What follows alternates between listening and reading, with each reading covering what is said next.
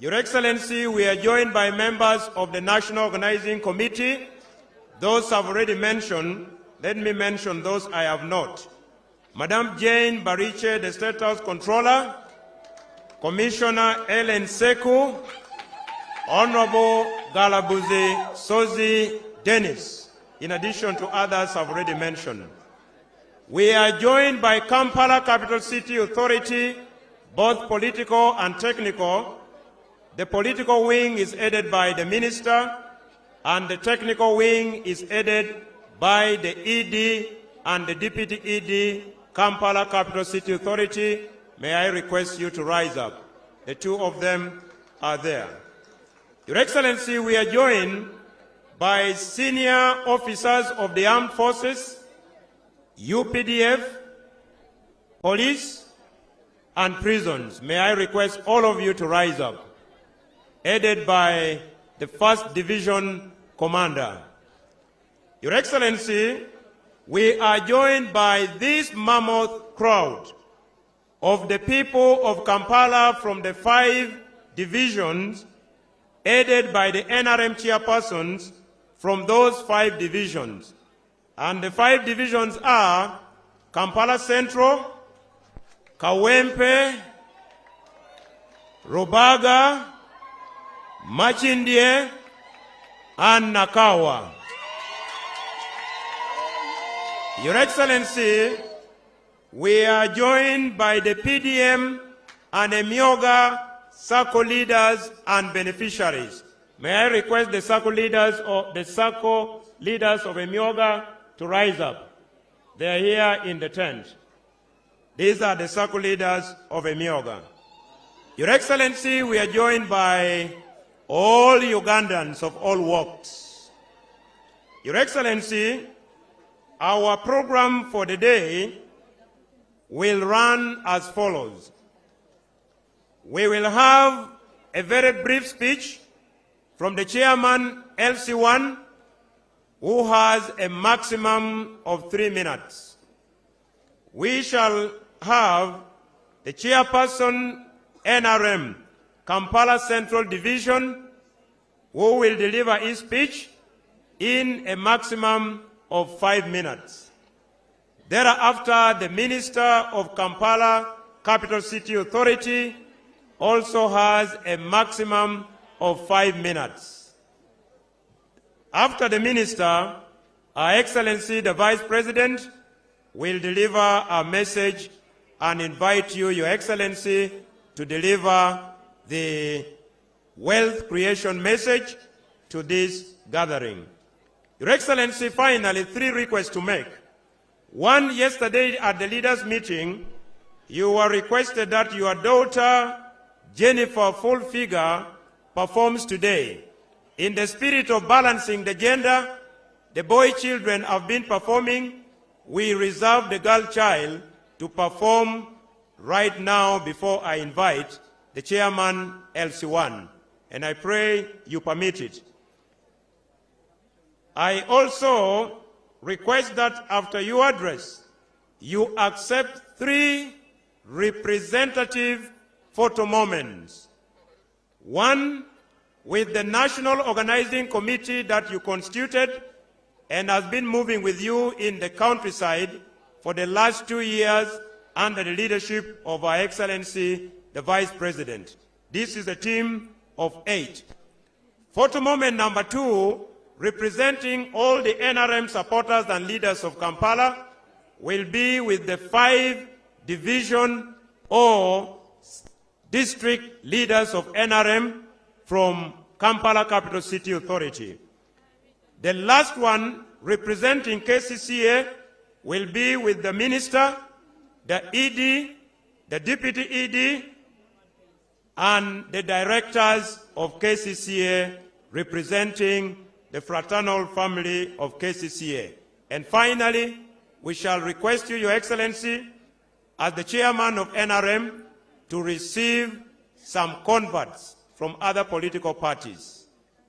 That granted, may I, before I invite the Chairman LC1, request our sister and your daughter, Jennifer Fullfigure, to perform, one song, then I invite the chairman, LC1. NRM oye! President Museveni oye! Full figure, the stage is yours. Thank you so much.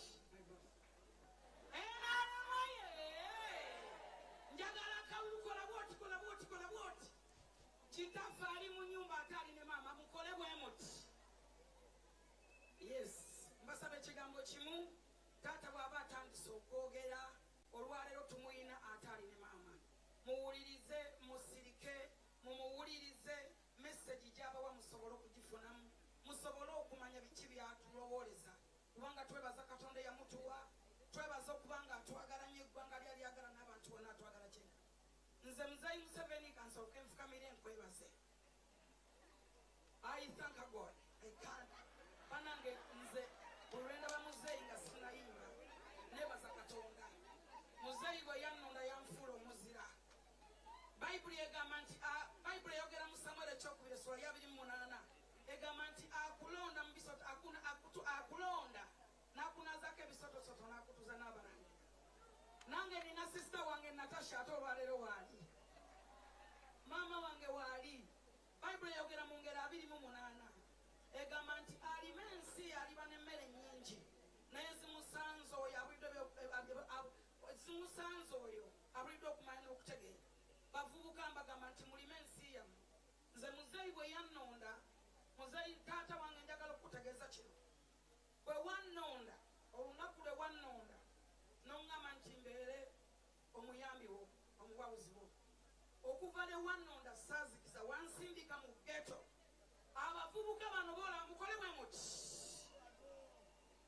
muzeeyi abavubuka bano boolaba wansindika mu ghetto without no what and what saayimiriramu saakola mistake natambula neŋŋenda mu ghetto nga waliyo abaana abazibu ennyo okwogera nabo era abamu bajja ne bookya edduuka lyange ne bansala naye nasigala nkola waliwo mwe bamukubandokya naye nasigala nkola obutazikiza nebaza nnyo bakama bange benkola nabo taata tukwebaza okuba ng'olowooleza ensi yaffe baŋŋambye kuyimba naye siyinza butakwebaza kano akaseera kaba kanjawulo nebaza maama okubanga naye takoowa kuwonekera nebaza nnyo taata wange njagala nebaza abantu bano nebaza Jerusalemu sale operation welesa creation siyinza mutamwebaza kitaffe oyo Jerusalemu sale y'omu ku balwanyi nnyo okulaba ng'ayogera n'abavubuka ababuulira okuyingira mu kulima n'okulima nebaza nnyo madamu Jane Baleke nebaza nnyo Amisi Kigungo wa Am Enterprises nebaza nnyo Minister Aisa Lucy Kasolo owa Bro naye nebaza nnyo Sister Himba ekizibu kye tulina Sister Himba wakiri Pdm eyambye abantu bangi nyere abagamba nti Pdm bayambye mukole bwe muti njagala muzeeyi okutegeeza amazima Pdm ekyusizza obulamu bw'abantu naddala mu Kampala ye miliyoni emu naye muzeeyi lwakuba abantu bangi abazzukulu bo bangi n'abaana bo bangi twetaaga kwongerebwako bongerebwa ku ssente tusobole okulaba nga buli muntu asobola okwejja mu buddu bw'endowooza muzeeyi waliwo n'abaafuna emitwalo 2 obubiri oba 5 naye ng'obulamu bukyuse selector mpaka Sister Full Figure Himba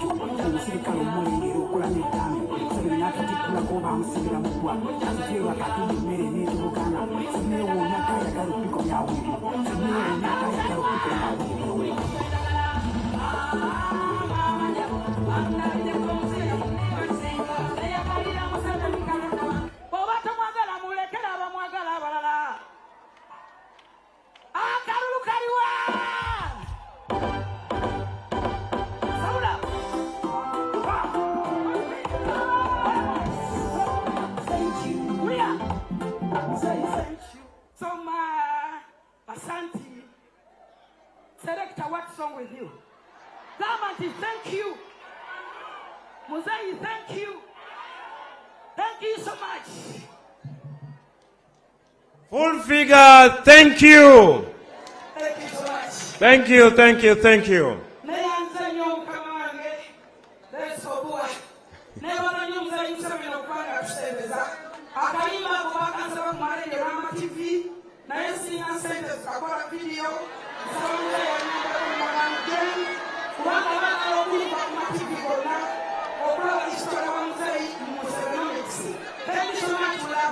Full figure, thank you so much, full figure.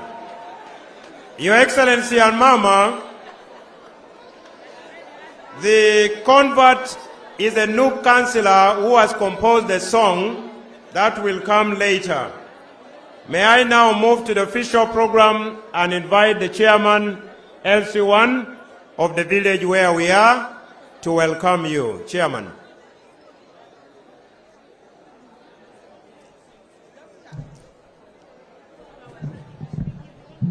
Yes, thank you. NRM oye!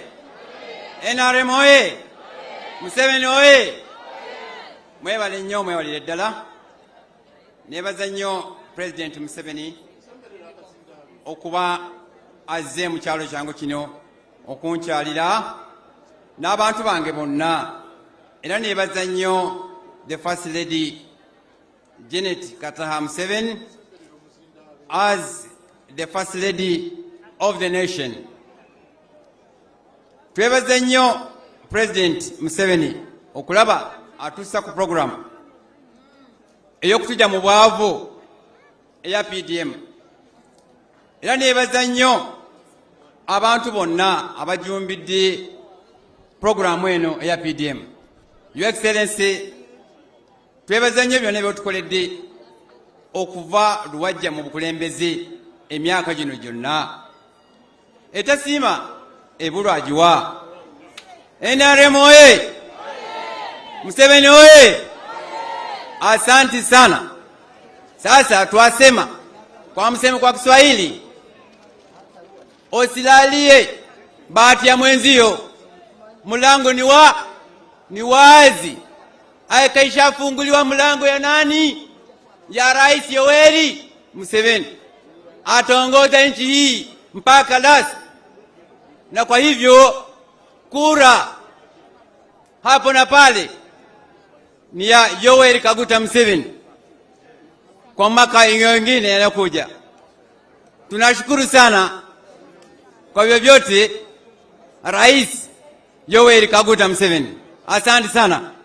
Nashukuru sana. Asanteni wananchi. Haya. A round of applause for the chairman, LC1, for maintaining his 3 minutes. He has set the standard.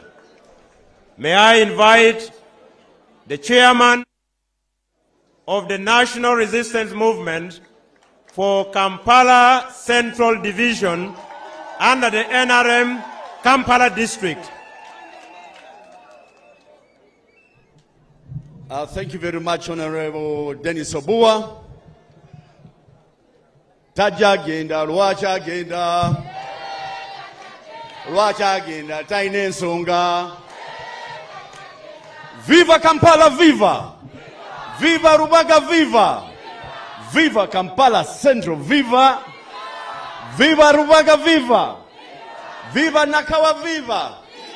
Viva Makinde, viva! Thank you very much.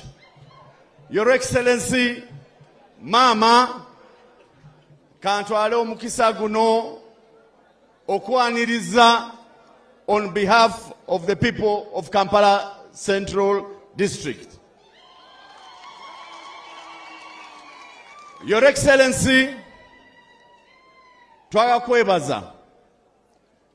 Wano olwaleero tuli wano okutestifyinga testimony okukakasa ani yafunye.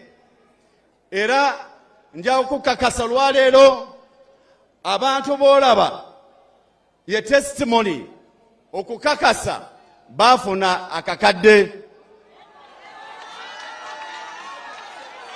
Your Excellency,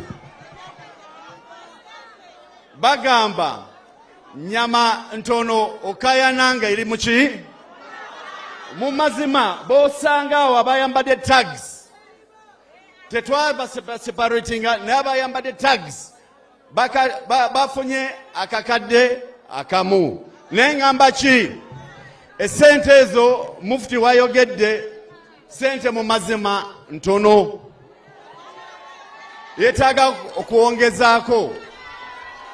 Naye basebo ne banyabo twayatukanye president akoze kyasobola era nga 26 ng'ali Kibuku ya launchinga program ya PDM era tumuyozaayoza okulaba yatambula Uganda yonna. Eno yerali esembayo, eno yerali esembayo mu Kampala mu districts etaano.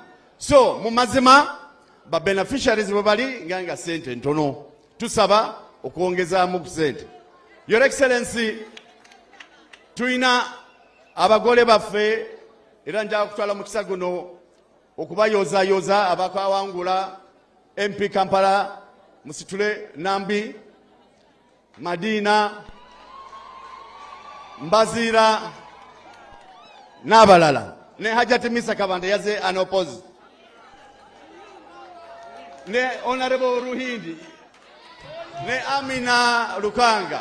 Musituke. Your Excellency, I want to report to you the following. Kampala wenjogera kati, Kampala eri very calm. Politically, eri calm. Socially, eri calm. Economically, eri calm. Eggulo nabyogedde ku nsonga ezo z'abana Kampala era baganda baffe ob'obutale musituke mubire ku His Excellency Yoweri Kaguta Museveni. Wa taxi watuyamba nnyo kuba taxi kasita mayambala ne Ssekindi bwakwatagana tekyalinawo ntalo. Muganda waffe w'abasuubuzi wa Kedi musituke Kabanda ne team ne Kasiita era kantwale omukisa guno sebo nkwanjulire basentebe baffe ba NRM ntandika na Haji Luchamuzi wa Makindi, Majambere wa Rubaga, Hajati Madina wa Kawempe ne Isma. Your Excellency Gampunzika, eggulo nakubulidde ku nsonga za basaako z'abakulembeze era gwe watugambye tubeere exemplary, tubeere kyakulabirako era njawo kakasa basentebe ba branch chairperson bonna bali wano era omulimu baagulira, omulanga baagulira, bali mu kusevinga ki kasente. N'abakulembeze abalala ba councillors ne team ndala bonna n'abavubuka bonna ku luno bali exemplary, bali mu kusevinga ki kasente. Mbadde nsaba kyeweeyamye luli nsaba oteekemu boost nabo bafune we batandikira ng'abana Kampala, kubanga togenda okulembera ali ku ntiko alina sente ate owokulembera nga talina kasente. Tekinyuma, kinyuma nga buli muntu alina sente. Tulina basingle mothers abali eyo gye muli, waliwo program sebo Your Excellency watandika nayo era gye walaunchinga era ndoza mu weekend ogenda kulaunchinga yaba Katale loan era nsaba ensonga y'abakatale loon bonna abasuubuzi b'akatale balinze oveeyo mangu otandike obateekamu ssente bo bagenda kusimba busimi bakwebaze inshallah 2026 your excellency bagenda kuwa buwi akalulu nsembayo ndi munabo sportsman ndabye nga buli wamu Moses Byaruhanga juzi abadde kawempe wa Madina nawa ababokisa baffe ebyuma bya mu gym era wano nazera professional boxers bonna bali wano basaba lwaki ne Kampala Central ne Nakawa ne Kawempe bonna sebo twasaba ebyuma ebyo nabo bajje bazibawe mu gym zaabwe. Your Excellency nebigambo ebyo nja kuddamu okwebaza organizing team ya NOC ekoledde ddala omulimu gwa ttendo leading with the chairman Honorable Dennis Obua, Madam Allen, financial controller, Madam Anite, Namayanja, Kisanja, and the rest. Mwebale nnyo mwebale ddala omulimu wagukoze for God and my country. Mwebale.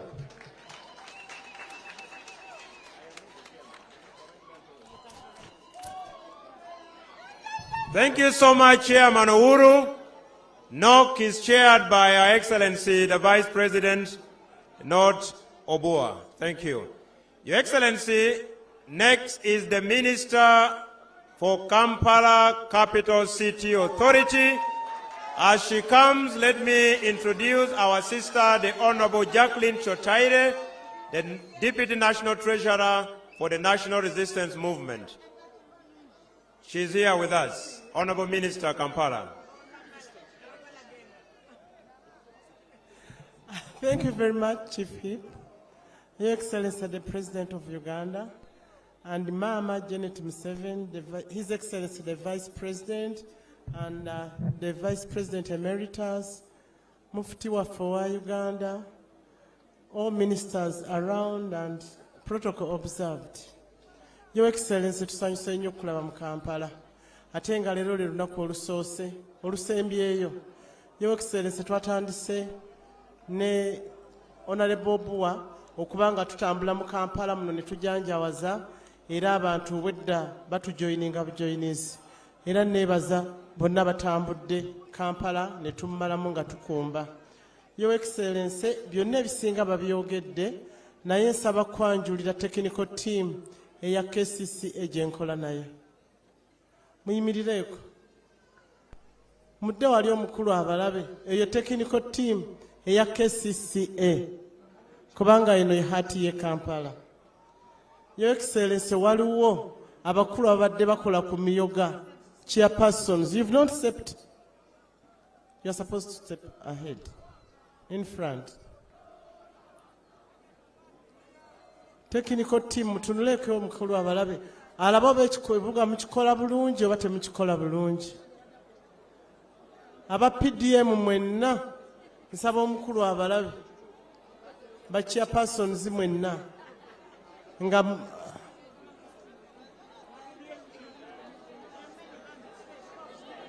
mulekeraawo kale mulekeraawo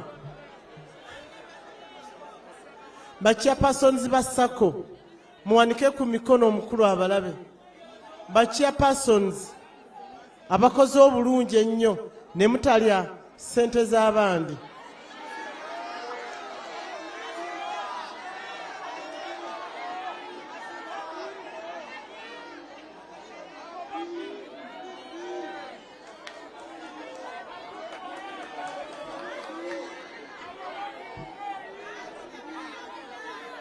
Muwevingire President.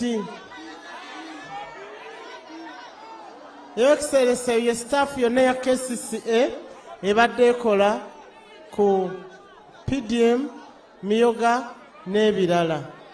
Era tubeebaza nnyo nga coordinator waabwe, coordinator ng'oli mabega. Mwami Kibazo yabadde coordinator wa PDM era yakola mu Kampala district nga coordinator. Waliwo ba town clerks, waliwo ba directors n'abalala nga baleadingibwa Madam Buzechi ne vice chairperson we. Muveeyo, Your Excellency tax industry bagikwanjulidde. Tulinawo abaana ba RRU. Muveeyo RRU ba security mu Kampala. Muveeyo omukulu abalabeko. RRU on board. RRU Emily. Tulinawo aba 7 Hills. Your Excellency wampandikirako ne kabaluwa ng'ombuuza 7 Hills. Weebali nabo. 7 Hills muveeyo omukulu abalaba muli kumpi. Tulinawo ne community circle. Tulinawo community circle nayo ng'ekola kuyonja Kampala. Era nabo weebali wano. We muli muweevingeeko aba community circle baweemuli. Tulinawo MPs abayimiridde. Mwongere muddeko wali omukulu abalabe era ng'abo baakoze omulimu munene nnyo. Mudde wali omukulu abalabe nga nange kwendi. Your Excellency Keita sikulaba. Honorable Ruhindi sikulaba.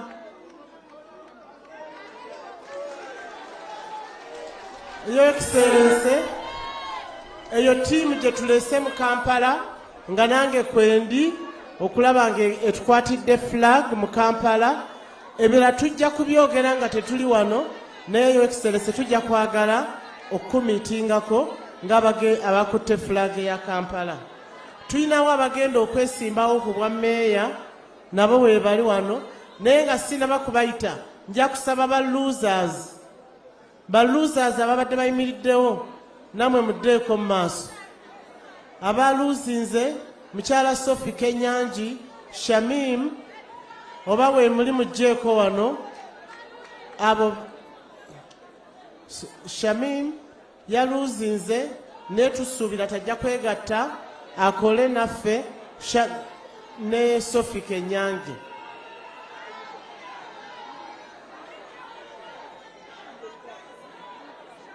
Mbadde mpisa abataayiseemu be mbadde ŋŋamba omukulu abalabeko. Your Excellency tulinawo NRM youth chairpersons ne saako zaabwe nabo weebali wano. NRM chairpersons ne ba youth ne saako zaabwe weeziri. Your Excellency nsuubira nabo jja basinkanako. Tulinako abavubuka abayiseemu mu structures n'olwaleero tuwangudde chairperson baffe yokka be bawangudde akakiiko akalondeddwa olwaleero akabadde Nakasero.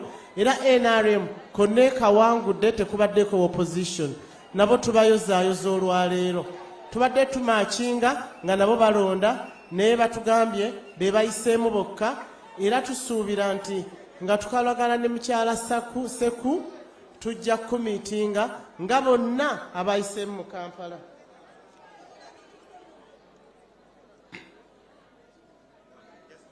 Tulinawo abasuubuzi bangi nnyo bano abali wano be bakwanjulidde. Mwami Katongole, aba Yutof, aba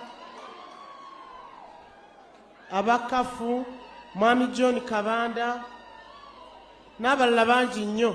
Your Excellency nja kusaba tulinawo football teams nnyingi nnyo wano ezandyagadde okubanga nazo zikweyanjulira ab'ebikonde ab'emipiira.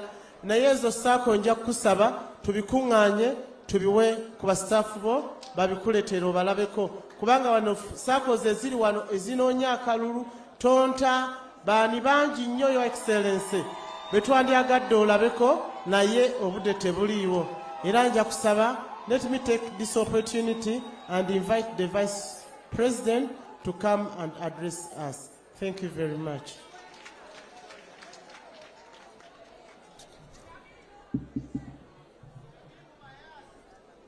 Your Excellency, General Yoweri Kaguta Museveni, President of the Republic of Uganda, and Mama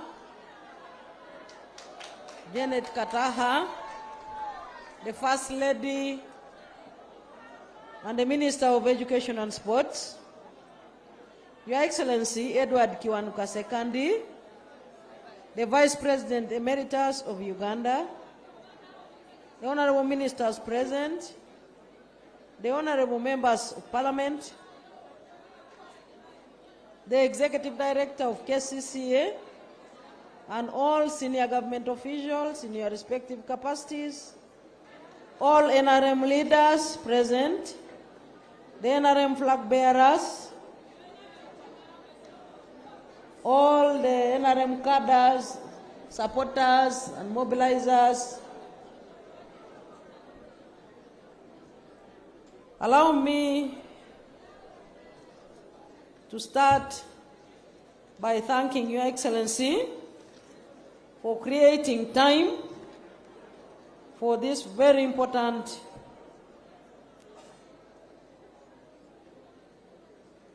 gathering, which marks the conclusion of the presidential wealth creation tours, which you commenced in April 2023 under the theme, Securing Your Future Through Job and Wealth Creation. Let us thank His Excellency the President with a round of hand clap.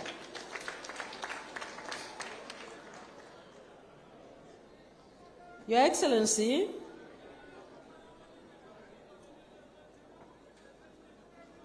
your tours across the country have encouraged, motivated, and instigated the PDM beneficiaries to work harder in order to join the money economy sustainably. I would like to thank all the people of Uganda for the warm welcome which they accorded to Your Excellency when you visited their respective regions. Relatedly, Your Excellency, I would like to thank all the people of Uganda for embracing the wealth and job creation programs of PDM and EMIOGA, demonstrated by very successful examples which you visited. During the wealth creation tours in every region across the country, Your Excellency was also welcomed and endorsed as the most suitable presidential candidate for the 2026 general election,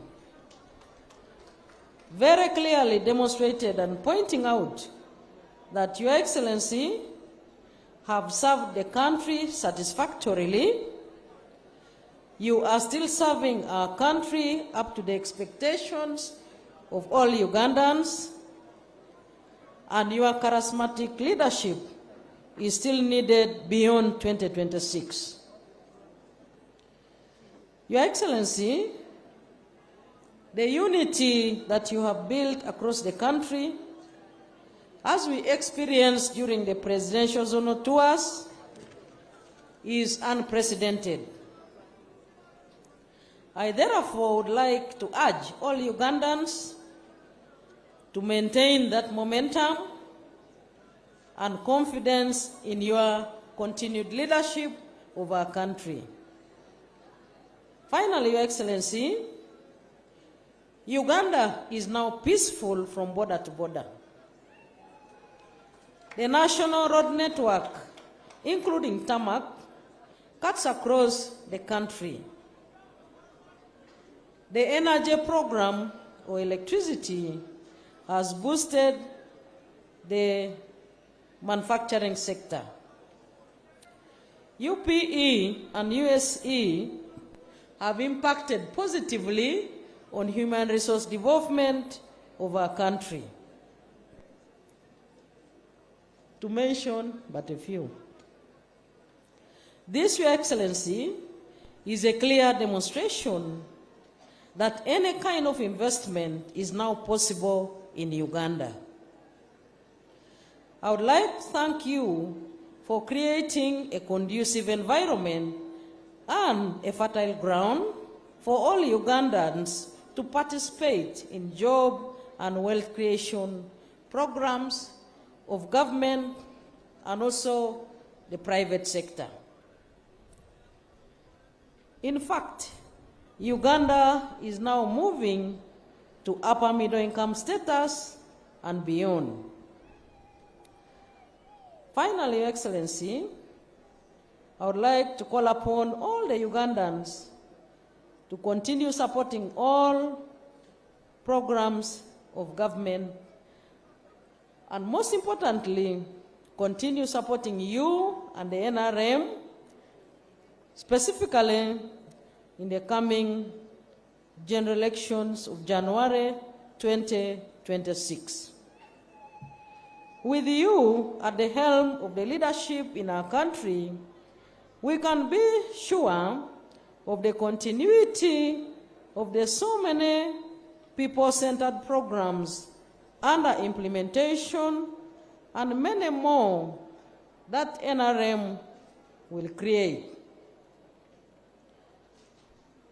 We all know, Your Excellency, that all these people-centered programs under implementation have been successful because you are the chief architect.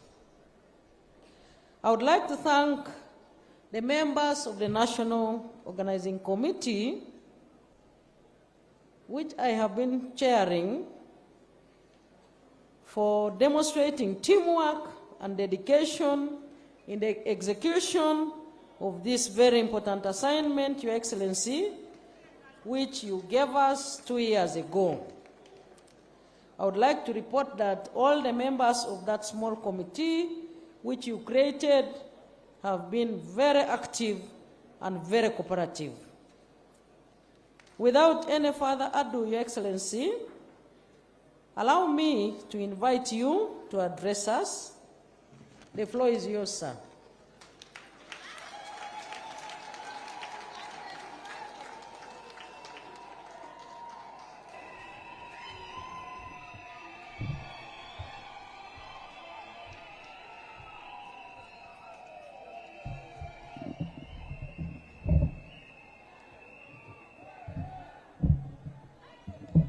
Abe Kampala mbalamusuza mwenna.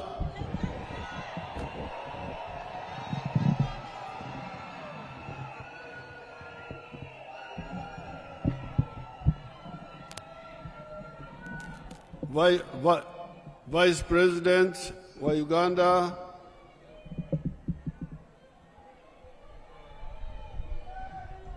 let me use Uganda. It is better.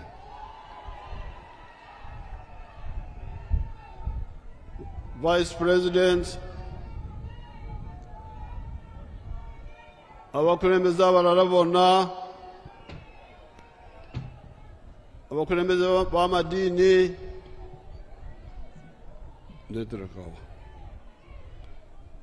namwe mwenna abana Kampala, ennaku zino mbadde ngezako okufunza ebintu ebikulu bitulina okumanya, kubanga ebyokukola mu nsi bingi, naye bw'okwata kino n'okwata kiri, abantu tebafuna bulungi ekikulu. Ekigambo ekisooka kimbadde nsakwesira kibadde ekigambo kya eddembe, okulaba nti ensi teri mu ntalo ate tukendeeza obumenyi bw'amateeka.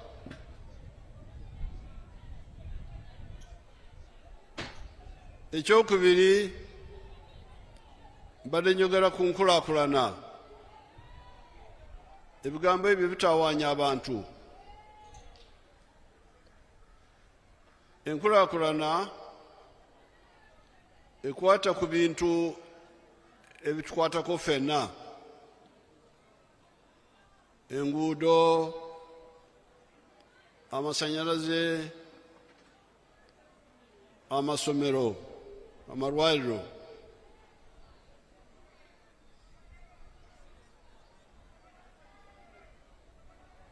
ebyo gavumenti ebadde egezaako okubikola nga bwe mulaba wano mu tawuni, enguudo zikoleddwa,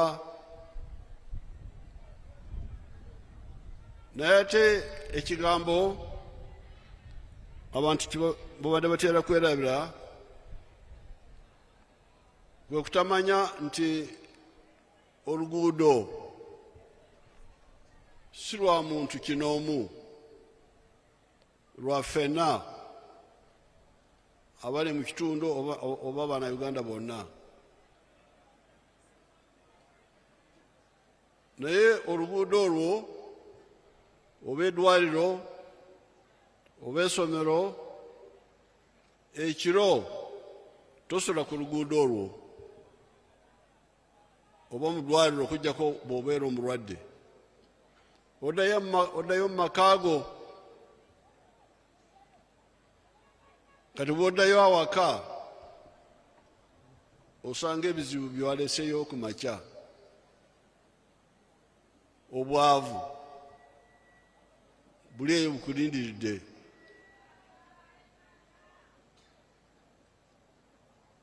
Kati awo wensabira Bannayuganda bonna bajjukire ekigambo kyokusatu: obugagga. Obugagga bwa muntu, bwa famire, bwa kampuni, naye oluguudo lwa ffenna.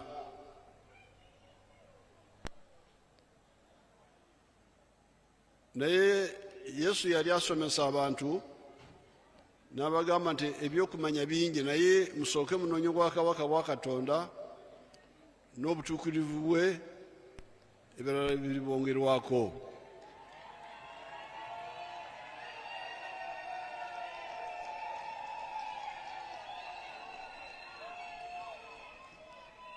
Kati nze ekyo nakijjayo nekiteeka mu bulamu obwaffe obwa bulijjo, ne mbagamba nti musooke munoonye ennyingiza y'amaka, ebirala byonna biribongerwako.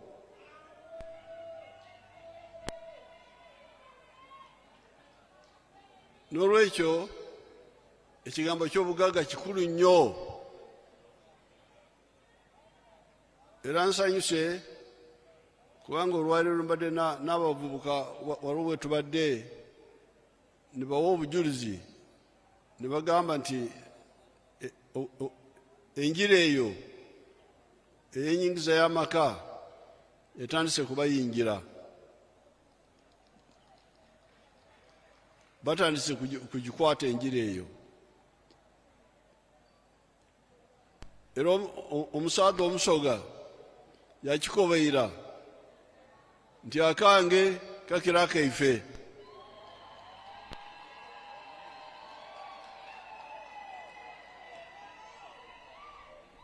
Omusoga yakigamba nti akange kakira akaffe. Kati bwe tutuuka ku kigambo kya obugagga, obugagga bwe tumanyi wano mu Uganda buli bwa biti bisatu, bwa bika bisatu: obulimi n'obulunzi.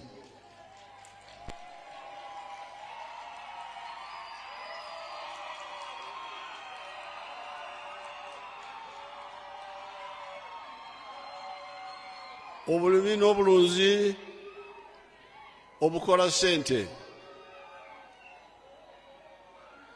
Kati njagala kubalaga ku lutimbi wano Abannayuganda bannammwe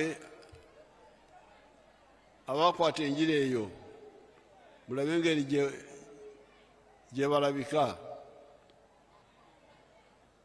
Nagendako bundu bujjo eri kumpi n'ensalo, nensangayo omusajja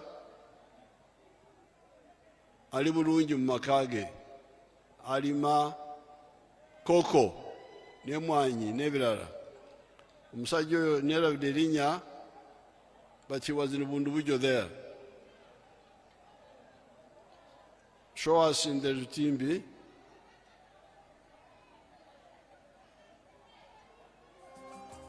Nisie Katuro Bernard, wikazi wa Kanyantoa village, Paris yanze ni Nyaungu ward, Gomboro, Uganyikere County Council, district ya Bondebogio, ndi mulimi. Nkatandika kulima ekoko ninali muto, musiregune ni eka 12. Nkatandika na kuhera eka 5. Natura nagwongera nakabone mugaso gwa ekoko ngwakana nongera musiregune nkagulima mu mirumo 3. Mirumo 3 dumbi gwatandika kumpeseri. Nkatandikira akoko nkenke yagena nenakura ateni ndi mu mwaka nkutayaga season ya mwaka ni meri season yone nili mu meri ya 5 meri musanju ni off season kubaga noya mu nkenke okwezi ninoga tani 3 atisawe nekoko eri kumitwaro 2 kitundu oye milioni 5 kato omusajja oyo ali eriwara kumpi ne Congo naye muwulidde agamba nti kuva mu koko season emu yokka ajja mu milioni 5 agenda mu maaso n'okulaga ekibalo kye naye ndowooza yali aweza milioni nga 200 singa abantu baffe bateeka firimu ezo ku TV mwandibadde muwulira bye bagamba kati oyo ali eri wala Bundubujo naye ali bulungi waliwo omulala gwe bayita Ijala ye ali Serere mugenda kulaba byakola. Ijala, I am the proprietor of Taifa Farm, which is located in Serere in a place called Kakusi, where we are. And in Taifa we have dairy, poultry, and we're also making laundry bar soap. But we also have the value addition aspect of the farm, where we produce yogurt and pack it, tin it for the market. This project started 11 years ago after an inspiration from His Excellency, the President of Uganda, when he had come here and he was teaching people about the 4-acre model. He was having a rally in Soroti, and that time I was working as a taxi driver. I was doing that master business in Soroti. So when I heard this, when I heard he was around, I crossed to go and listen to his story. And he was talking about a 4-acre model, how to improve household income. So when I came back, I was fired because I delayed there and the guy said, you go and eat those words that you had. But I had already this land, 2.5 acres, but I also had local chicken here. But after hearing that, I got inspired to put more effort on raising this chicken. So I raised the chicken to a tune of about 100 of them. Then I got a small incubator. That was about 4 eggs. So I used that incubator for multiplying my local chicken farm. Eventually I was having 1,500 local chicken around. I was very famous for local chicken. So but then local chicken were not answering my day-to-day needs. So I decided to translate it to layers. In Taifa Farm we have 10,000 layers, which give me about 310 trays per day. And each tray goes at a price of 10,500. So approximately 3 million, about 3 million shillings a day from the eggs that we get. Of course, it varies depending on the cost of the feeding, but at least a half goes for management, a half goes to our pocket as Taifa. So after selling the layers, that money, I invested it on dairy. I started dairy with the 4 cows. But you know, I have multiplied very fast because I'm using AI. I have my own semen bank here. So I do artificial insemination. And then I also got a vet who was able to train some of us here with the veterinary knowledge. I think he's even here, that gentleman there, our vet. So the cows that I'm going to show you are cows that are bred from Taifa Farm. That produce oyo ijara yawulira okusomesa kwange bwe nagenda esoroti yali mu bya taxi.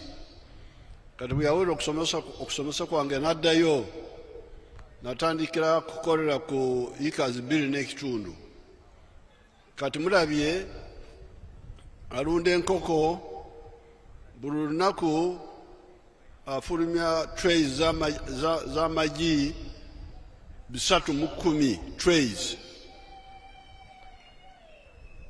Ate buli lunaku ayingiza miliyoni 3 buli lunaku. Kati ataddeko n'ente z'amata atunda liters 300 n'ensobamu z'amata. Waliwo n'ebirala byatandise okukolaawo, tetulina budde bwa kubigenda mu byonna. Omwaka ayingiza akawumbi ka sente, kati bw'ajjako zasaasaanyiza asigaza miliyoni 8 ali awo. Kati oyo muyinza gamba nti abo bagenze wala. Katulabe abakyatandika nga Rashida ow'e Butambala.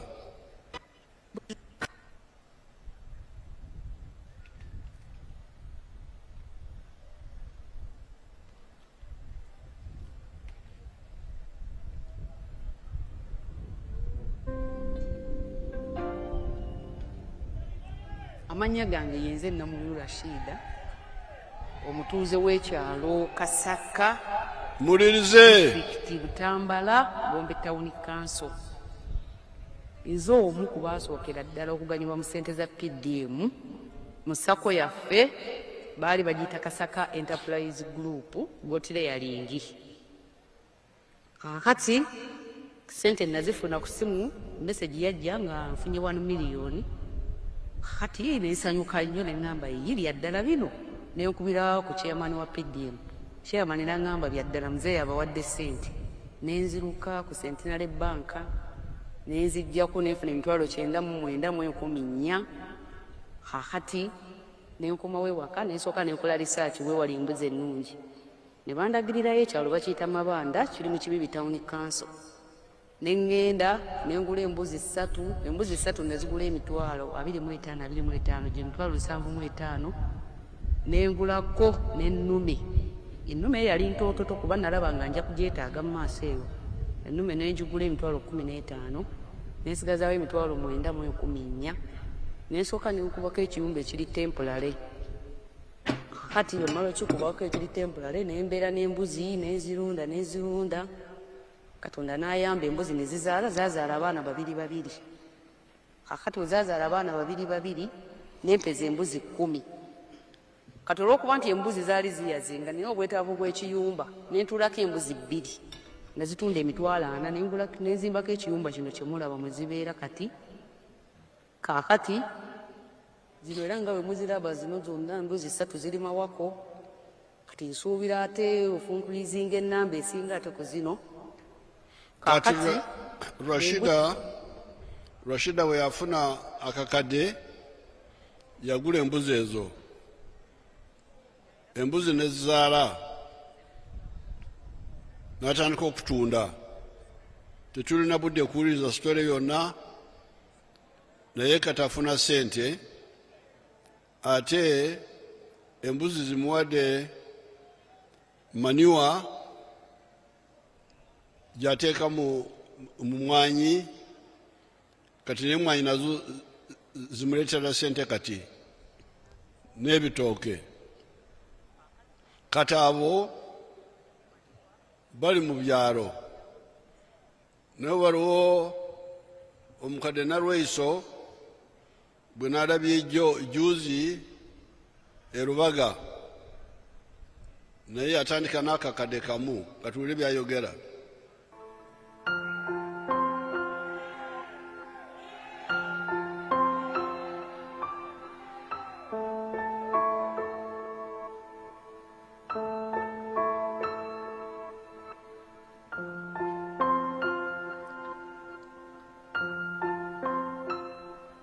Projekti za gavumenti nnyingi zibadde zijja nga zituyitako kubanga tezituuka eno wansi tetuzifaako nga ne bw'okiwulira tokitwala nga kikulu. Ne Pdm bwetyo bwe yajja twabiwulyanga ku TV nga babyogerako tetwabiwa amatu gaffe bwe bityo.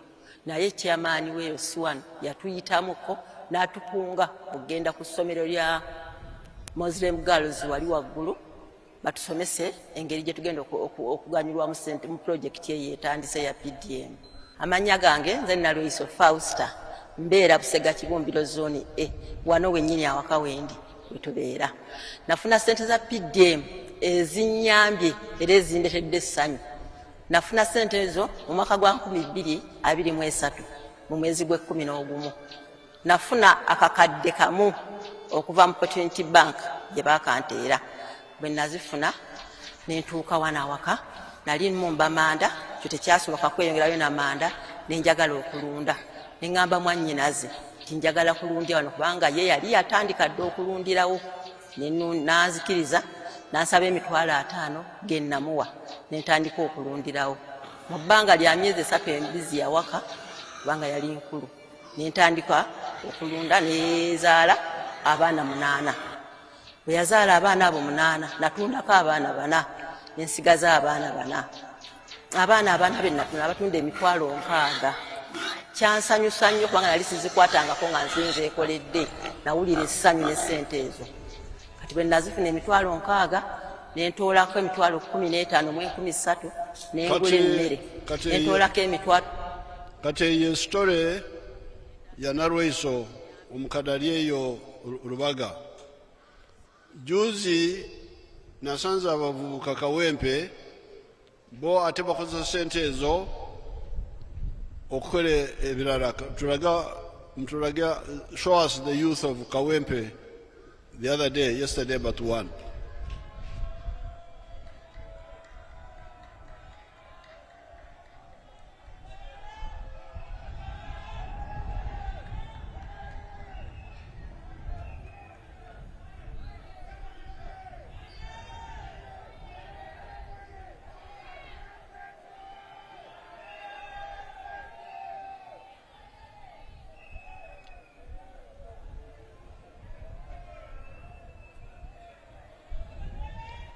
You don't have them or what?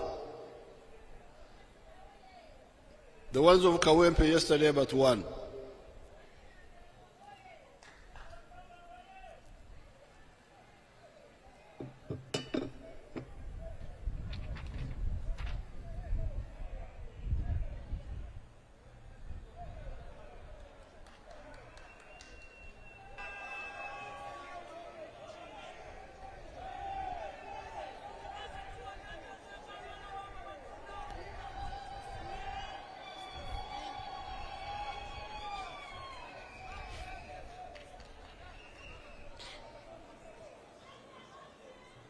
Hello?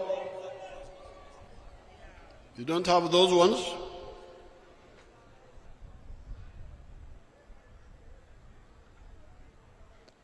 Look for them until you get them. Yeah? Why? Okay. Let's see the ones of Maganjo. The other time where we went, when we were in Wakiso.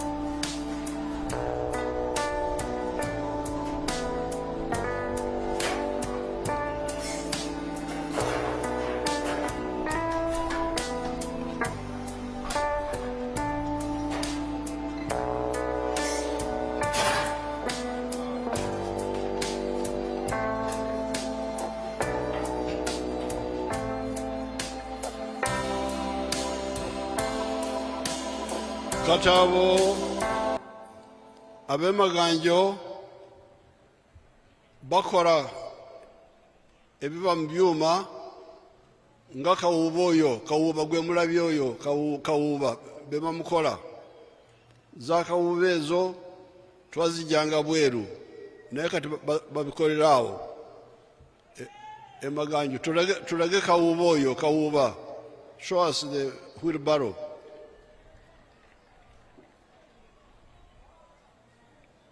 Show again the wheelbarrow.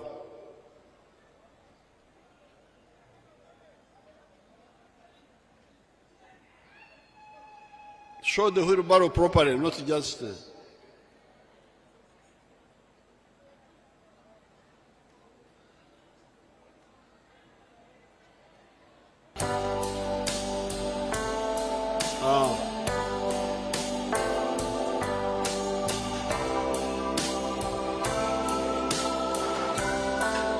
Kati abantu abo obugaga kati bwe balina bakozesa obukugu ne bakola entebe ne bakola ebyuma enzigi ne bakola ezo za kawuuba ne bakola ebiva mu byuma n'embaawo bwe bugaga bwabwe ate baba wano mu tawuni wano maganjo. Kati ne tugenda mbavubuka abayiga ebyemikono kati olebe bye bakola.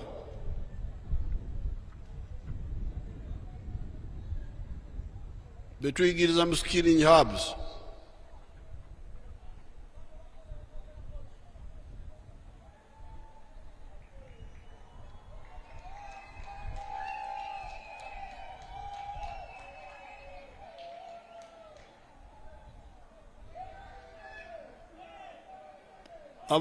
Abo bali bakolera wali Nsambya nabajjawo ne mbatwala eri Kigo lagabe ab'Ekigo engeri gye bakola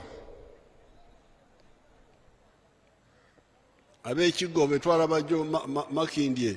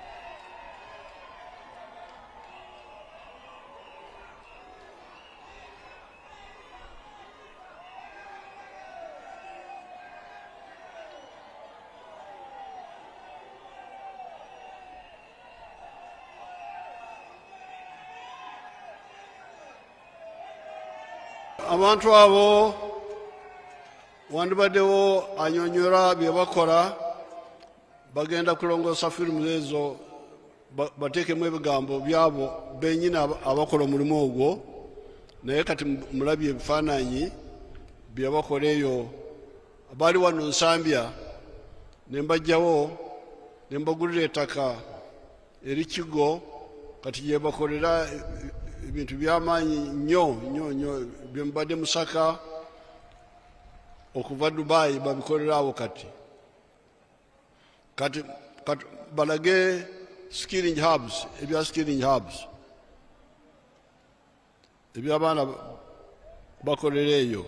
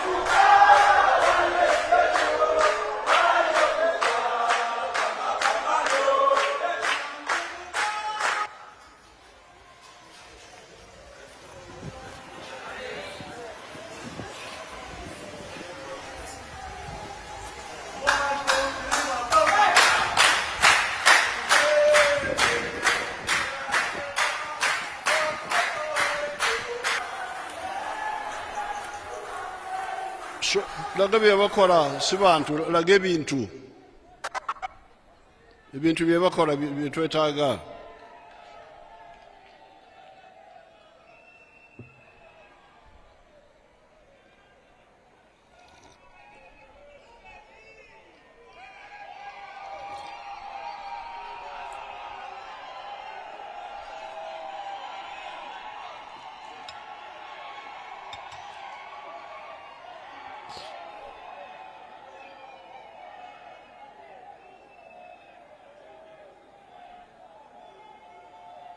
Kati ebyemulaba ebyo byonna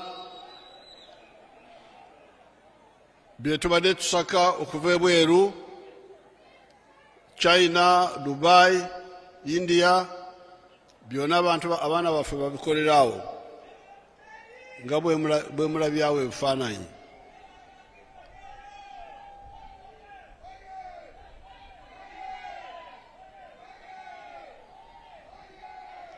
Kati ensonga enkulu eri nti buli maka galina okubako ekyobugagga kye gakola.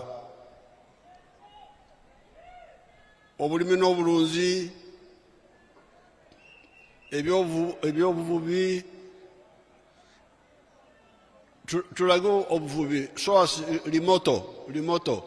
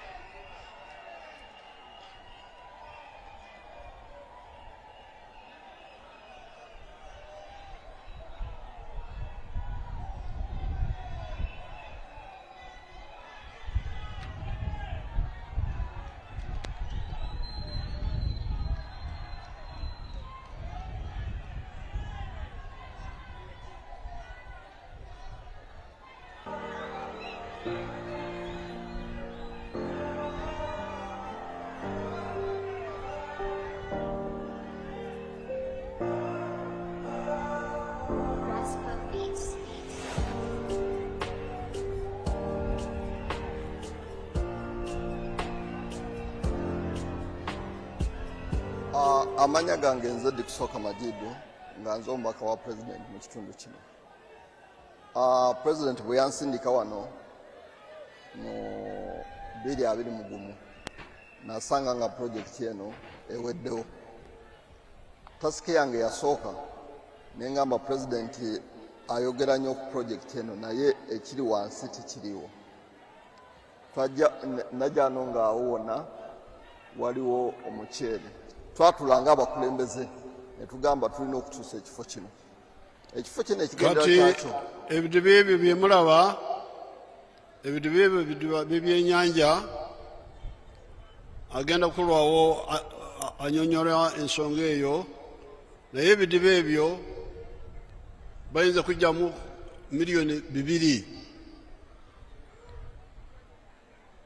omwaka mu wiiki emu. Ne vice president wano naye alina emirimu gyakola eri ewaabwe katole bya vice president oba mubiri naawo.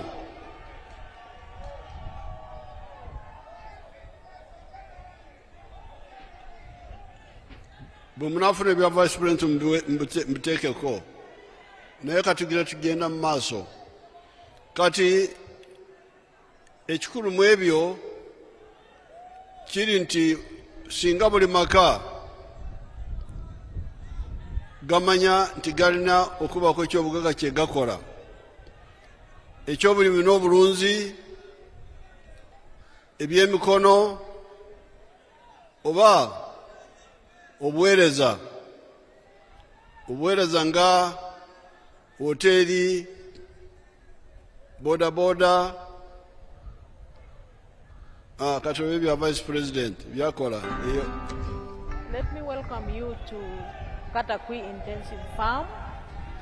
which has 5 enterprises, including fisheries or fish, dairy farming, piggery, bananas for food but also for commercial, and poultry.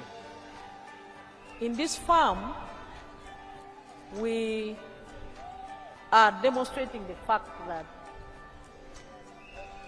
when land is utilized together by families without fragmentation, you can produce what comes from the land and then you sell and share the money. But also, we are demonstrating that commercial farming using modern methods of agriculture lead to productivity in agriculture and therefore high yields and more money for farmers and families. So you can see that here in our region here, bananas is not a very popular crop. But we are trying to show people to change their minds that it is possible to do what they have not traditionally been doing here in order to fight hunger, but most importantly also to earn money. Now the number of stools in this Matoke enterprise are 1,000 and they are on 1 acre. They are on 1 acre. And we harvest 17 bunches of Matoke from here every day. That translates to 500 bunches every month. And the money that we get from this Matoke, after selling each bunch at 15,000 shillings, is 7.6 million shillings.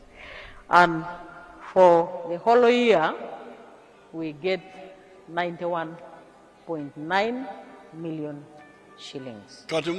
So I want Katimura Vice President Matoke Goka Mude Sente Zafuna Matoke ata ayongede kweverara ebyenyanja ente tetunabude bwakubiraba naye ekikulu mwebyo byonna kiri nti buli maka gafuna ekyokukola. Kati wano mu Kampala bwe mukwata enjira eyo ekibuuzo kijja nti ntandike ntya, njagala kukola naye sinna bwe ntandika. Kati awo NRM weyayingiriramu na kaweefube ez'enjawulo, twatandika na entandikwa neteekawo NADS, neteekawo Operation Wealth Creation, naye kati tuleese PDM. Tubadde tubaweereza obukadde 1,000 buli muluka, emiruka ey'omu byalo n'ey'omu tawuni. Kati Kawempe waliyo emiruka 22. Buli muluka bwe gufuna obukadde 1,000 omwaka, kitegeeza nti Kawempe yenna efuna obuwumbi 2 mu obukadde 2,200 buli mwaka. Kati bakafuna sente emyaka 3.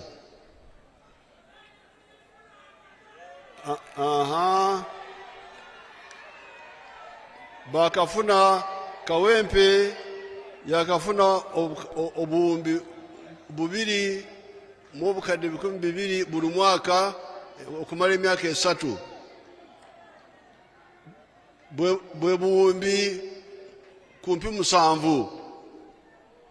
Singa baweereza miliyoni 1 buli maka, amaka 7 gandibadde gamaze okufuna eKawempe. Naye bwe nagendayo bali bagamba nti tebawuliranga sente za PDM Kawempe. katukwe kulagira bana abantu bamwe bemulonze Nambi ne Madina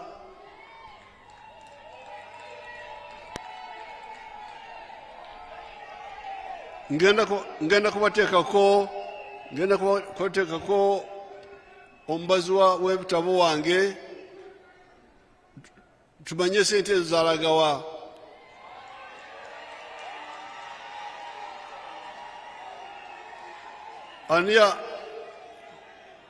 Ani afunye ku sente ezo kubanga ab'ekawempe babadde bawoogana ne mbagamba nti muwoganira ki?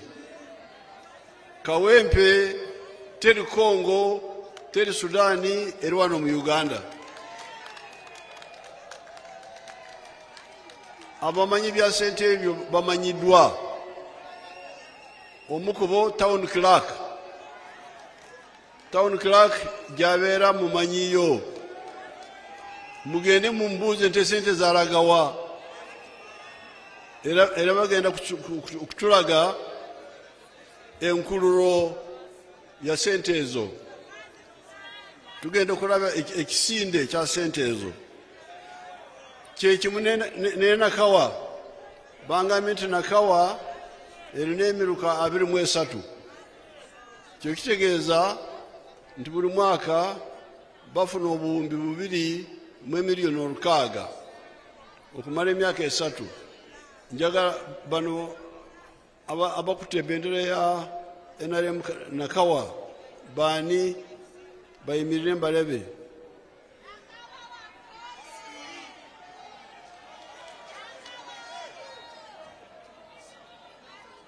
Abantu abo baani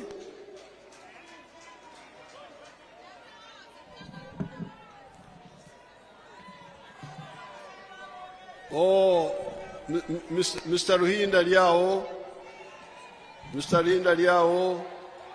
warono omulala bagenda kulondola esente ezo ezakawempe eza Nakawa zalagawa. Kyekimu neza Rubaga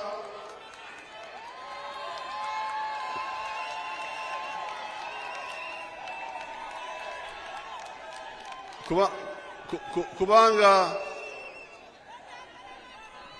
kitegeeza nti buli mwaka Kampala efuna obuwumbi nga 10 buli mwaka. Kati emyaka 3 mwakafuna obuwumbi kumpi 40 za PDM. Naye nkitegede nti amaka mu tawuni mangi okusinga gombyalo. Muwulirize no wachakerere wewe bagambe nkitegede era kirabikira ddala nti amaka g'omu tawuni mangi okusinga g'omu byalo. N'olwekyo tugenda kwongera sente z'omu matawuni.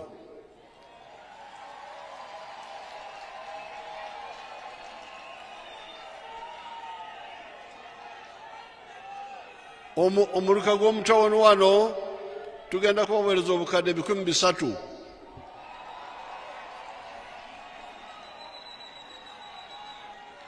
Buli muluka milioni 300,000.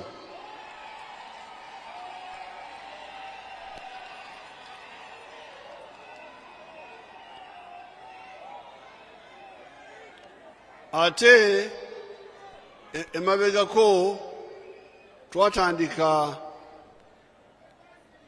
ensawo endala ey'okuyamba abaana abageto. Abaana abageto abo nasooka ne mbaweereza milioni 10 buli division. Kati ngenda kubaweereza akawumbi.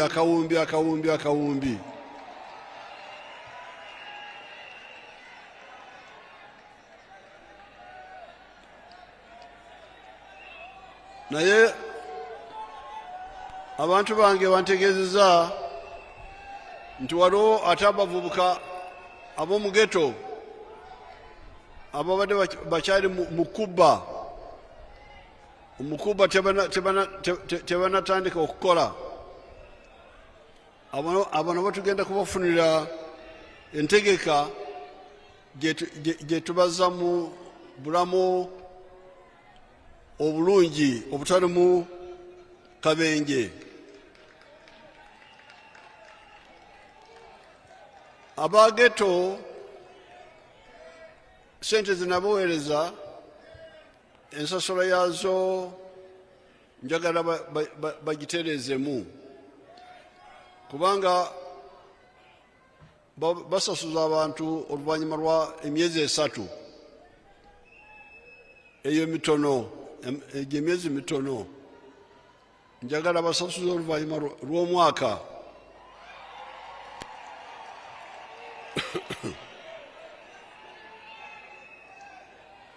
ate ku pasenti 5 tebasuka omwaka gwonna pasenti 5 nengenda kubongera sente.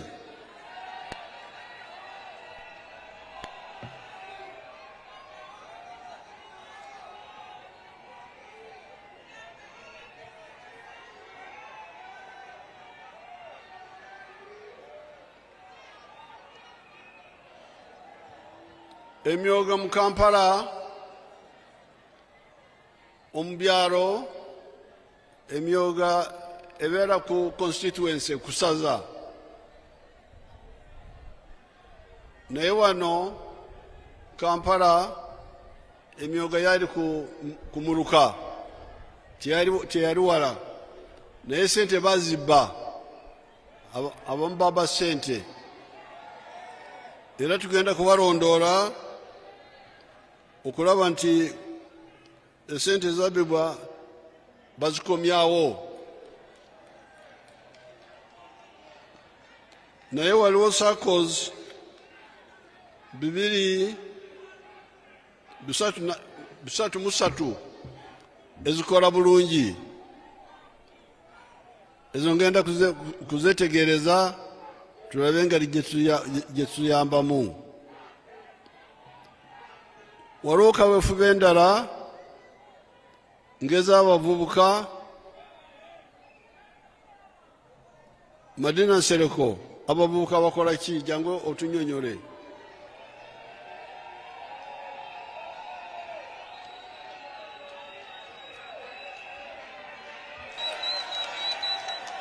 This is for the youth leaders. This is for the youth leaders.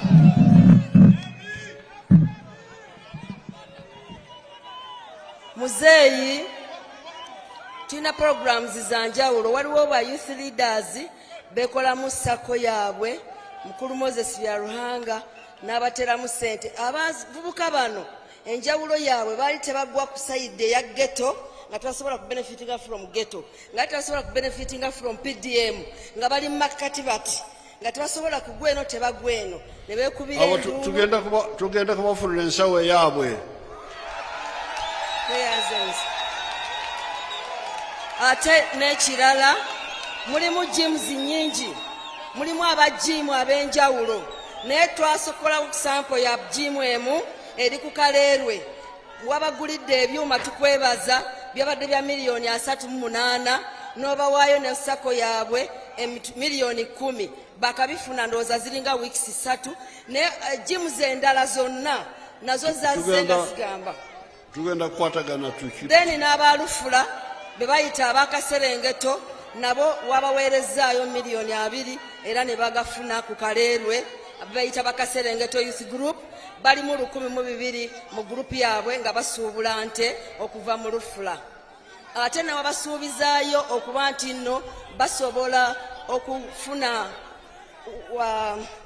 code rooms basuubula ente n'ennyama bwefika emisana ekiro tebalinayo badde bagisuza obagisuza dasasula siringi 5 buli kiro naye kaakati wabasuubiza naye tebanaba kufuna naye ng'ebifo weebiri olwedde biri sekiwadi okuba nga bateekamu code room. Kale tugenda kubyogerako byonna. Tweyanziza nnyo ssebo tweyanze.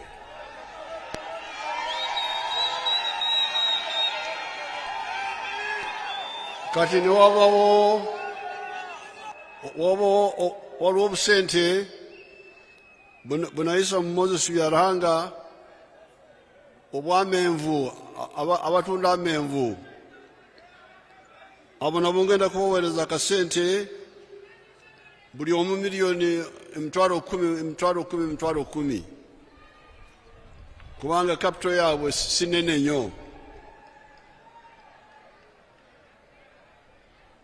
Waliwo kaweefube endala aba bodaboda nabo tugenda kubafunira obuyambi obwabwe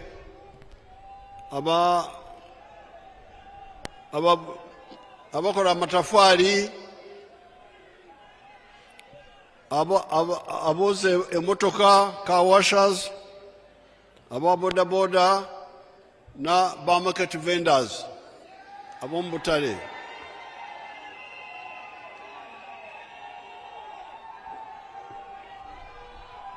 Ate waliwo naba garages tubadde mu garagi Rubaga waliwo garages nyingi tugenda kuziwagira zonna si mulundi gumu zonna naye si bantu bonna omulundi ogumu naye bagenda kufuna mu mpalo naye tugenda kubayamba aba garages tubayamba boni bekolako.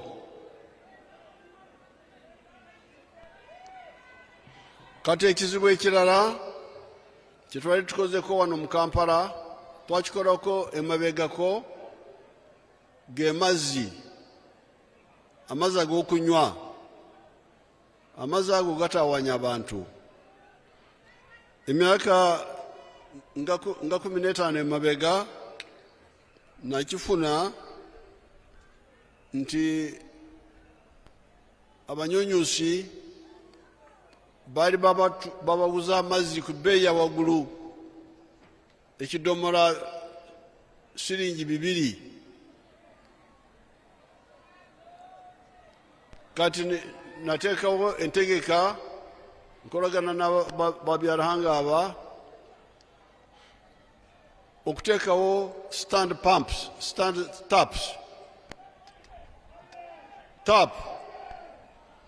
twazikola olwo twakola taps 4,000 kati zikyaliyo taps ezo naye kati bagenda kukyusa kuzifuula ze bayita prepayment. Osasula nogira ojjayo ekidomola ky'amazzi okutuuka esente zo bwe zigwayo. Kati awo ekidomola kibeera ku siringi 25 si 2,000 nga ez'abanyonyusi. Kati enkola eyo naye genda mu maaso.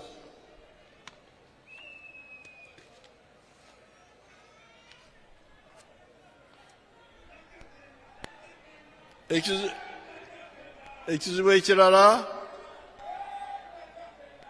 ekirala ekikosa ab'omu tawuni wano ky'ekigambo ky'amasomero.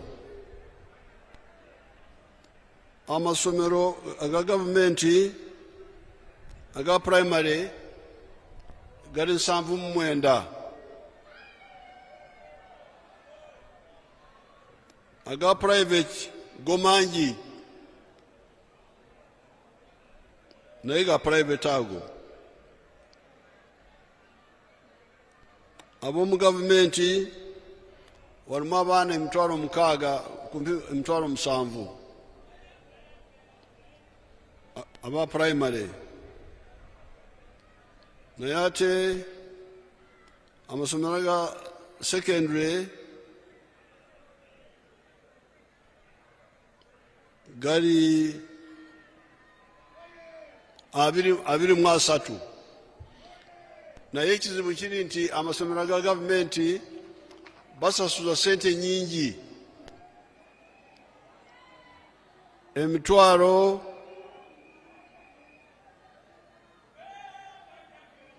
emitwalo 15 mu primary ate kumpi miliyoni mu secondary. Aga gavumenti ekigambo ekyo genda kukyogerako ne minisita na kabineti yonna tulabe engeri gye kitereezamu, kubanga omuntu abaana b'abanaku mu ghetto bandibadde basomera mu masomero ga gavumenti basomera bwereere.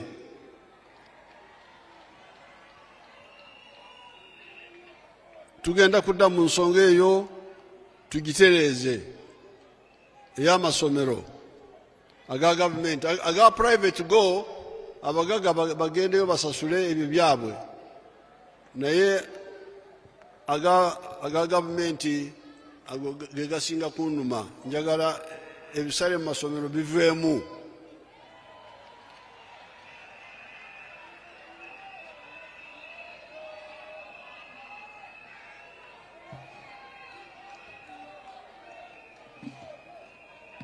Kati ensonga endala ekosa b'omu ghetto y'ensonga y'ebyobulamu. Twazimba amalwaliro ery'ekiruddu n'erya Kawempe, naye kati bano Minister of Health bagafula referral mbuga kukola ku bintu ebya waggulu nnyo, so nga amalwaliro ago gaali gakuyamba Mulago. Togenda Mulago, tandikira wano, endwadde ezisinga obungi zigwere wano. Era twali bakuzimba eddwaliro eddala Rubaga lya gavumenti, eddwaliro eddala Kampala Central ne Nakawa, era tugenda gazimba amalwaliro ago. Ate njagala n'ekiruddu ne Kawempe gaddeyo gafuuka ga district hospital, not referral. Kubanga bwefuuka district hospital, bwefuuka referral, ate aba district bagenda wa. Kati ensonga tugenda kugiddamu tugyekenenye. Eby'abasiraamu na ssente z'okwewala ngenda kwogera n'abakulembeze baabwe ntegeere endowooza yaabwe, kubanga ze nabagamba nti gye muyita riba, mu ssente zange teriimu z'abanaku, kubanga miliyoni pasenti 6, kubanga nkuwadde akakadde kamu oluvannyuma lw'emyaka 2 noza mu nsawo yammwe, si ya gavumenti, si ya muntu nekolera gyange, noza mu nsawo yammwe akakadde kamu mu emitwalo 12. Kati awo n'ogamba nti emitwalo 12 riba. Ningamba nti nedda, si riba eno. Kuno kujuliza bw'oteeka amazzi awo ku musana, some of the water evaporates. Ugenda kusanga amazzi gakendedde. Kati bw'oyongerako gasigale gakyajjudde. Eyo si riba. It is to maintain the same level.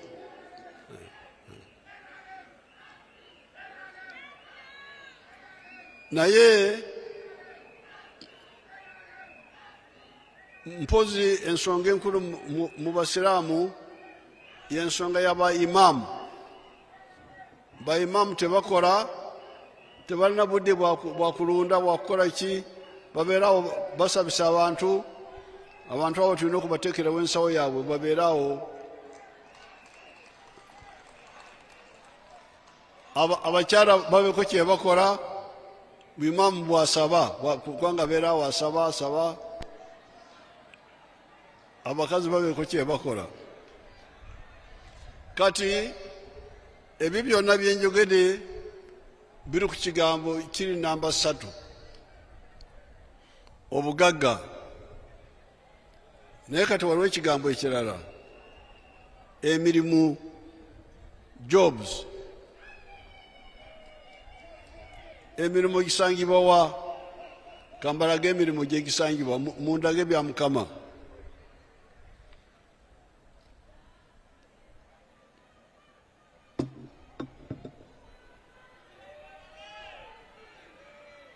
My demonstration farm.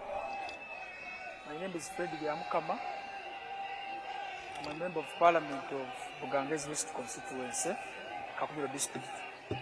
We are now at our 4-acre demonstration farm. The land we have here is approximately 4 acres. This is a farm we started 2 years back here, 2.5 years back. And on this farm, we have a half acre of pineapple. We have cows for zero grazing. We have 12 of them for zero grazing, 2 which are giving us milk. We have poultry, about 25,000 birds, but only 11,000 are giving us eggs. And we have 1 acre of grass. We have piggery, those are very many. And 1 acre of coffee mixed with banana. Where we are, this is a 4-acre model farm. I did this activity to teach my voters, lead by example, so that my voters can learn what measure the president tells the public. This is an initiative I learned from the president sometime back when he sent me to learn to Kaumu, to Kisozi. I copied what I copied, this is what I came up with. And you will see as we move, or that side, this side, that's my 4-acre model farm. The house as well. You don't sleep here, but if I would sleep here, the house as well is seated on this 4-acre model farm. When you get like the half an acre of pineapple per harvest, you get about 4.5 million. When you get the cows per month, because there are 2 which are giving me milk, each one gives me 12 liters per day, we get about 1.4 per month, because the breeds which we got at first were not giving good milk. But we have got some cows which they tell us they are giving about 25 to 30 liters, and we know by the end of this year they will have produced, and we see. When you look at poultry, out of the 25,000 birds, it's only 11,000 giving me eggs. Others are soon giving me, and I get 302 trays per day minimally, because 11,000 birds are supposed to give me 366 trays. But because of the feeding method of deep litter, I don't get all the eggs. I get 302 trays per day minimally. When you look at the piggery, in a month, I can get about between 150 and 180 piglets. But those I don't sell, I give to my neighbors prayer. When you look at coffee, we haven't started harvesting, but generally coffee here, if you have harvested well, per acre you get between 12 million, 15 million. But now the banana which is in coffee, we're already eating, and per month I may get like 40 bunches, I get some good, but majorly here, what is giving me money? They are the pineapples, the 4.5 million per harvest, and I harvest twice a year. You will see, even as now, there are those which I can harvest for my friends to take. Then the poultry, it gives me 302 trays. That's per day. Then I sell in a month, can get a net profit of 55 million. Because you get 108 million, but you can't get all that. You have to buy feeds, pay workers, pay electricity. You remain with 55 million net pay. The 1 acre for grass, it is feeding my 6 cows. I'm told by the agriculture people, I even have the balance to add more 2 cows. They tell me 1 acre can feed the 8 cows. Currently, I'm employing 26 people. Previously, I was employing 17. Katecho, abakozi abo, freeze them, abakozi. Kati, abakozi, but put the workers there, I want them to see them. Abakozi ba freeze nje ku screen. Kati mulaba Byamukama yali talina kye yali akola emyaka okutuusa emyaka 4 egiyise, bwe yajja kundaba nenjogera naye n'ekitaawe n'addayo n'atandika. kati muwulidde byakola alunda enkoko z'amagi atunda trays 3 buli lunaku omwezi afuna obukadde 55 amagoba amaze kujjako zakozesa ekitegeeza nti omwaka amagoba gokagga mu magi gali nga miliyoni 7 kati ate alina ebitooke alina emwanyi alina ente z'amata alina enanaasi ebyo byonna tabitaddemu ziri zenjogedde 7 z'amagi gokka ate magoba amaze okujjako zakozeseza naye kati akozesa abantu 26 abakozi abo kati bwe mba abavubuka mugamba emirimu giva mu bugagga nekolera jange akola ekyobugagga naye obugagga obwo ne buzaala emirimu kati oyo bya Mukama ali mu kulunda n'okulima katulabe amakolero amanene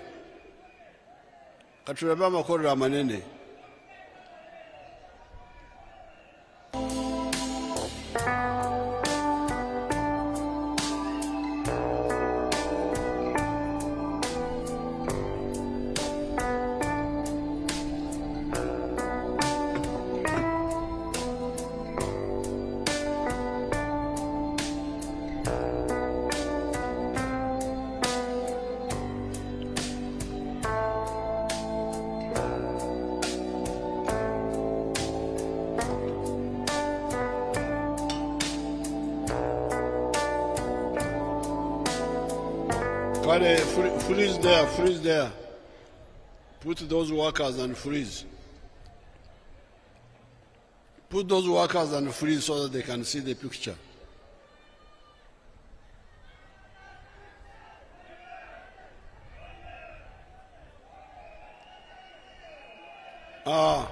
Kati mulaba abo bonna bakozi mu factory emu abo bonna be mulaba kati bwe mba kale thank you kati bwe mba mwogera ku kigambo ky'emirimu mbazayo ne mbagamba nti mujjukira kye nabagamba kola obugagga mby'obulimi n'obulunzi n'obuvubi kola obugagga mby'emikono kola eby'obugagga mu makolero amanene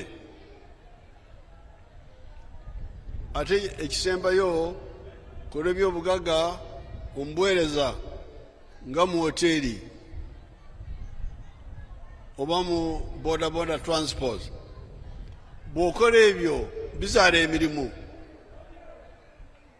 kati bano ababawubya ne babagamba nti emirimu girina okuva mu gavumenti tekisoboka emirimu gavumenti terina emirimu egigenda kumalawo ffenna mugende musome mu nsi zonna tekisoboka ensi ezikolakolanye emirimu egisinga obungi giri mu baneekolera jange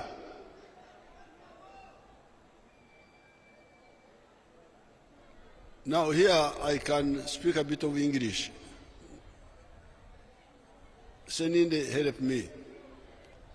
The final word is services.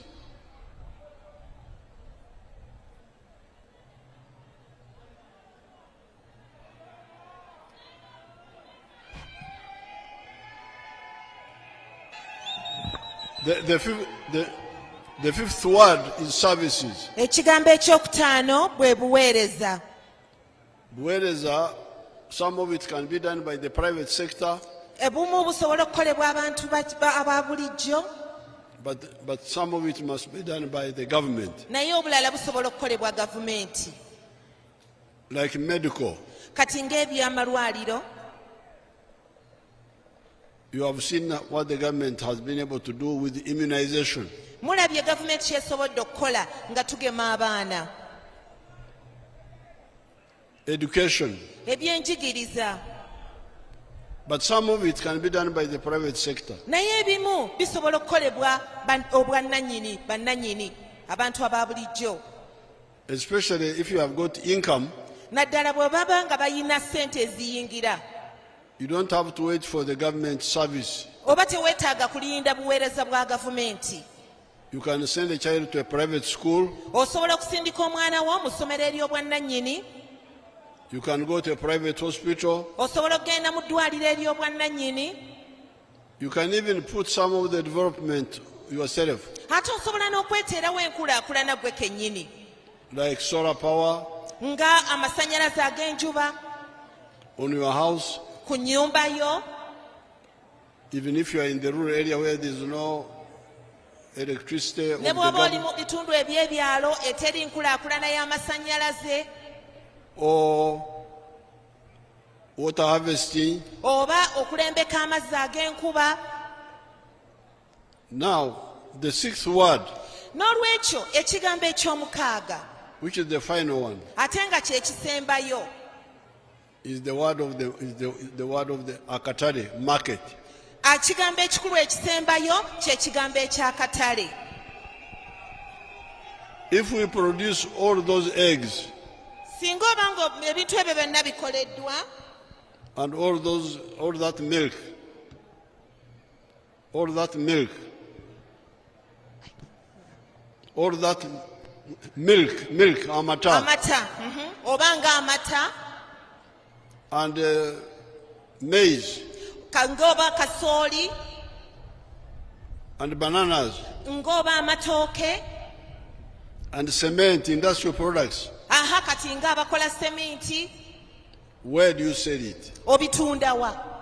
Because the internal market is not enough.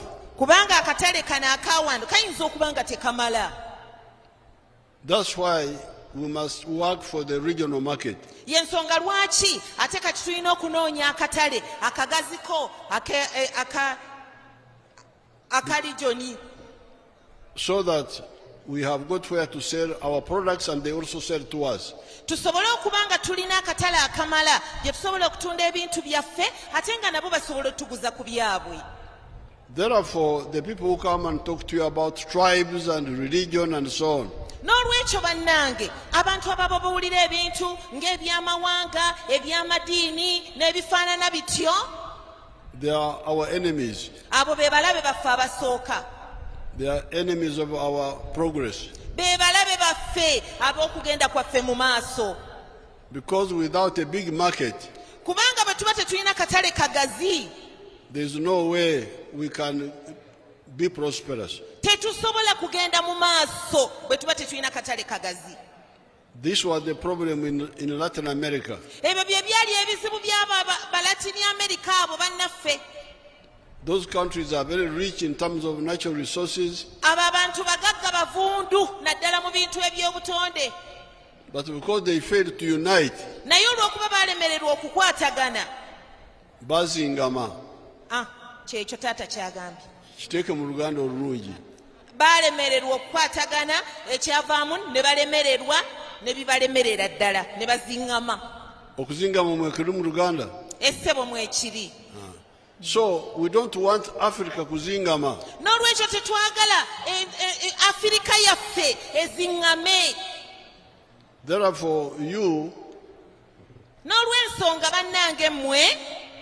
We must understand why NRM talks of unity. Njagala mutegeere lwaki NRM eyogera ku bumu. Unity of Uganda. Obumu okwegatta okwa Uganda. Unity of Africa. N'obumu okwegatta okwa Afirika yonna. Because we need it for our survival. We need it for our survival. Kubanga twetaaga okubeerawo. And also for our prosperity. N'olw'enkulaakulana yaffe. N'olwekyo ab'e Kampala mbasaba mwena mumanye olugendo lwetuliko n'ensonga ezituwaliriza the reasons why we take the stand we take. Era mwetaaga mumanye lwaki tukwata ekkubo lye tuba tukutte. So that you all support. Mwenna mbasaba bannange ekkubo lye tukutte muliwagire. Now when it comes to elections, kaakati bannange nno bwe bituuka ku by'okulonda, mbasaba mulonde ababaka ba NRM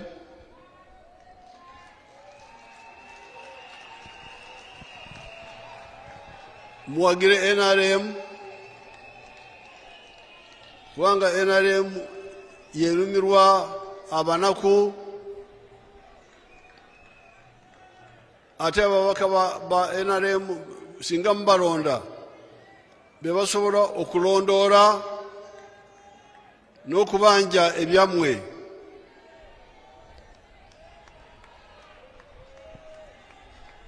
Twalanga kino ekya bomba tapu z'amazzi twali tukitandiseko emabega na byarahanga ono, naye kati kubanga tewaliwo eyali akibanja taps ze twateekawo 4,000 ze zikyaliwo kubanga tewaliwo abadde ayogerera eby'e Kampala emyaka kumpi nga 10.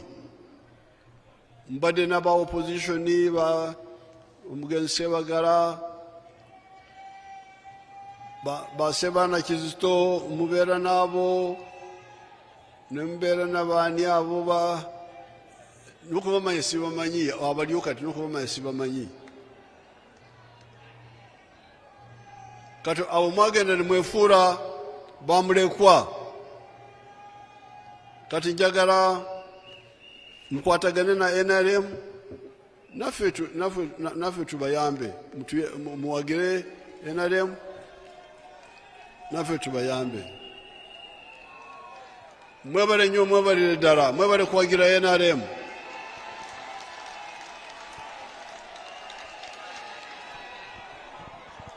Sebo, Your Excellency Chairman.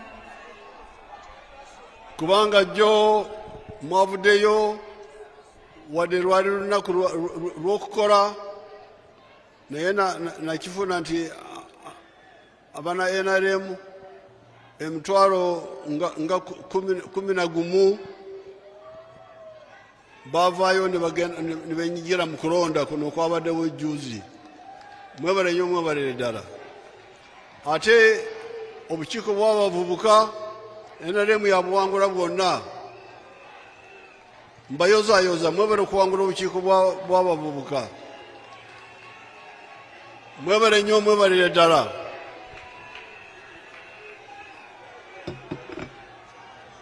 Your Excellency the Chairman of LC1.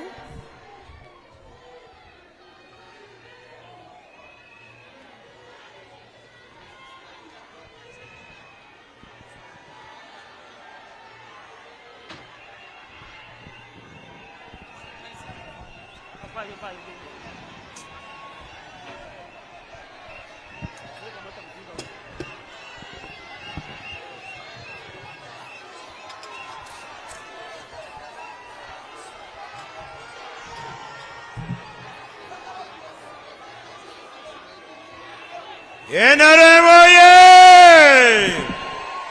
President Museveni oye! LC1 w'ekitundu kino, LC1 w'ekitundu kino muwadde tukutuku egire muyamba. Bamumpeere miliyoni 12 yegulire tukutuku. Thank you so much, Your Excellency. Finally, the journey of 2 years ends today on your wealth creation tour of the whole country. Your Excellency, with your permission, as earlier on requested, we will have some representative photo moments.